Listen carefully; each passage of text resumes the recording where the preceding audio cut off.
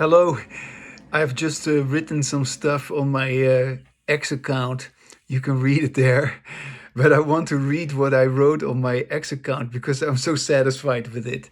So here are my posts of today. When I say we need to have a different way of talking, I mean we need to acquire the correct way of talking, embodied language in which we listen to ourselves while we speak. However, unknowingly, we engage every day in the incorrect way of talking in which we do not listen to ourselves while we speak. And thus, we keep having disembodied language. I'm having embodied language, and I continue with it regardless. Okay, the second one I wrote is this one here. We always talk about we have to be mindful, yeah? And all this talk about mindfulness and kindness, you see people with t-shirts that says be kind, and in psychology they talk about unconditional positive regard and empathy and kindness and patience and non-violence. And all this talk is just pure nonsense. It's utterly meaningless because it obfuscates the fact that we engage in incorrect speech. Yes, incorrect speech, which I call disembodied language. Why? Because we do not listen to ourselves while we speak. If we would listen to ourselves while we speak, we would experience a new way of talking because we deal with our language correctly. Yes, we will experience a new way of talking because we deal with our language correctly when we listen to ourselves while we speak. In embodied language, we are our own audience, and this makes us acquire correct speaking behavior. Yeah. So, audience behavior drives speaking behavior. Yeah. And so the fact that in general, yeah, in the mainstream media, so to speak, why is there so much bad speaking going on? Why is the public conversation, so to speak, deteriorating into all this escalating, I don't know, polarized and divisive, vile rhetoric? Well, it is, of course, because the audience is making this possible. Yeah, we have not viewed our speech in that way, but that's how it works. And we're either going to acknowledge this or we're going to go down with it. And we have already done this. I mean, it's just history repeating itself because this has been a problem all along. We've never paid attention to this, but are we going to pay attention to it now in this day and age where we realize, like, wow, so disembodied language until now has never actually been addressed?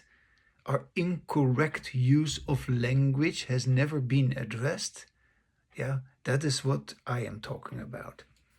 And so, embodied language, yeah, that's the correct way of using language, where we listen to ourselves while we speak because we are our own audience. And this makes us not only acquire, of course, more embodied language, but we will, with our embodied language, acquire behavioral repertoires that are determined by, that are selected by our embodied language. So the behaviors that go with our disembodied language, they will be extinguished. They will fall by the wayside when we will be having embodied language. Yeah. Okay. So yeah, I have another piece here. I wrote 3 pieces. Oh, this is a bit longer, but I'm very proud of this, that I wrote this. I don't know. I was just sort of just putting it together. Let me put it this way. In Western free societies, in Western democratic societies, there are laws. And to stimulate lawful behavior of its citizens, these laws are enforced by law enforcers. Obviously, this so-called law enforcement is a punitive process. Thus, people will stick to the speed limit only, to avoid getting a speeding ticket. Yeah, that is how it works. Yeah, and so behaviorists would then say such lawful behavior is negatively reinforced. Yeah, you prevent getting a speeding ticket by sticking to the speed limit. And likewise, you click in your seatbelt because you don't want to get a ticket for not using your seatbelt. And so also the behavior of clicking in your seatbelt, yeah, if you get into your car and you have this mechanism that if you do not put on your seatbelt, you hear this ding, ding, ding, ding. That's annoying, right? So it's kind of punitive, it's kind of aversive. And so this sound, it will go away by you clicking in your seatbelt. So again, it is negative reinforced behavior because that punitive nasty sound, it will go away the moment you click in your seatbelt. And so again, safe driving is again negatively reinforced. Do you get it? And so this is an important distinction between negative reinforcement and positive reinforcement, because positively reinforced behaviors is when we are, or when our behavior is reinforced by, yeah, you could say praise or money or, love, attention. There's all sorts of ways of positive reinforcement that we can use to actually positively control our behavior. And the difference between negatively controlled behavior and positively controlled behavior is very important in my opinion, especially as it relates to our involvement in disembodied language versus embodied language. Anyway, I'm taking a little sidestep here, but okay. So, generally speaking, pun intended, because yeah, I was just referring to our way of talking, disembodied language versus embodied language. Generally speaking, where am I? I'm trying to find where I'm. Oh yeah, oh yeah. However, generally speaking, lawful, safe, proper behavior doesn't receive any positive reinforcement, as it would, as this would require an entirely different perspective on law and law implementation altogether.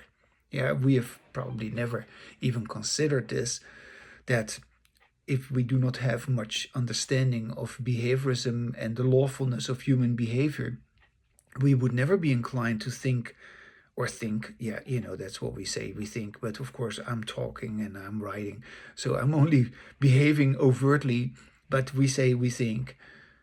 You're not thinking anything, there's no inner language, you're just talking. And these laws are also on the books, as they say, the letter of the law.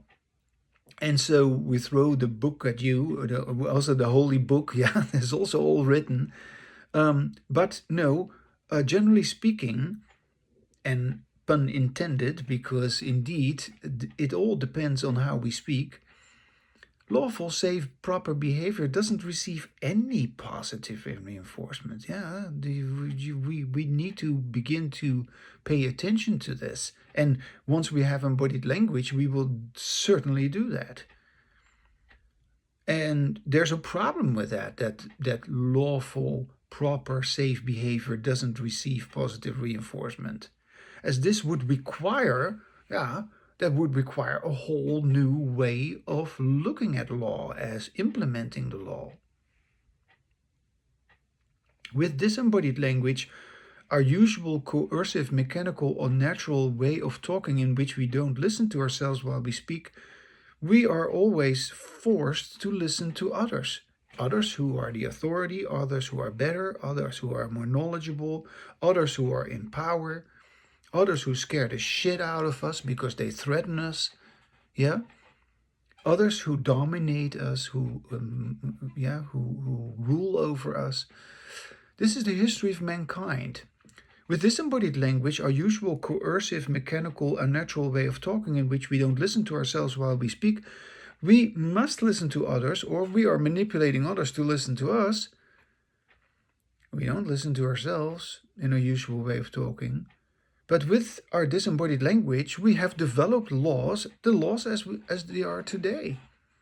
But with embodied language in which we listen to ourselves while we speak, we would always positively reinforce doing the right thing.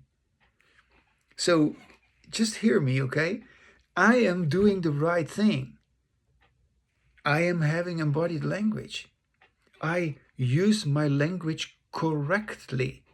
I listen to myself while I speak. I feel positively reinforced by the correct use of my language. Regardless of what other people believe or say about this, I feel positively reinforced by listening to myself while I speak. Anyone who would do this would feel this way. And if we would have embodied language together eventually, hopefully one day, on this after the 4th of July in 2026, if you have investigated this for yourself, then we would mutually reinforce each other because we are already reinforcing ourselves. So our mutual reinforcement by having embodied language together in which we all listen to ourselves while we speak will be fantastic, will be a revolutionary development, because we will step away from our history of conditioning with disembodied language. And everything will change once we replace our disembodied language with embodied language. Now, okay. With disembodied language, our coercive, usual, mechanical, unnatural way of talking in which we don't listen to ourselves while we speak, we must listen to others, or we manipulate others to listen to us, but we have developed the laws as they are today. But with our embodied language in which we listen to ourselves while we speak, we would always positively reinforce the behaviors that are desirable, that are positive, that are pro-social, that are mutually enhancing. My freedom does not infringe on anyone else's freedom. Stated differently, in disembodied language, we basically put the horse behind the wagon, because we only punish what is wrong, and consequently we fail to reinforce what is right. And we endlessly keep on being busy with everything that's wrong. Ideally, at some point, inevitably, disembodied language,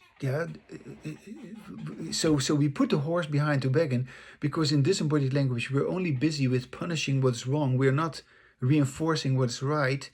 And so inevitably then disembodied language gives rise to bad behavior, which gives us nothing but problems.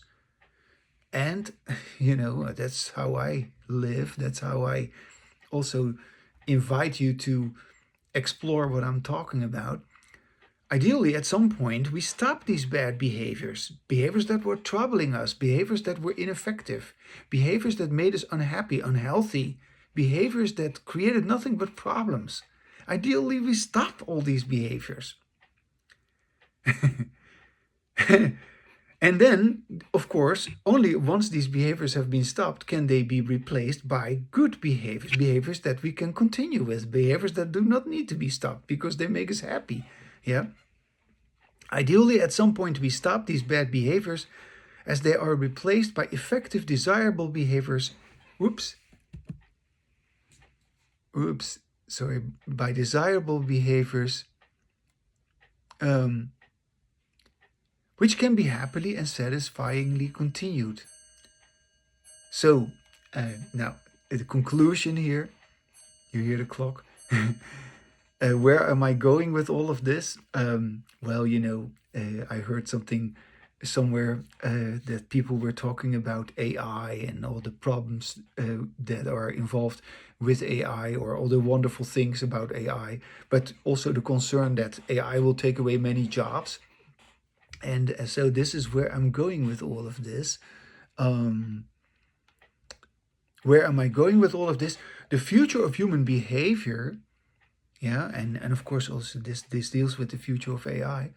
Um, the future of human behavior will be driven by embodied language, the language of our individual freedom and our personal responsibility. Yeah, it will not be driven by disembodied language, our coercive, hierarchical, ancient group behavior.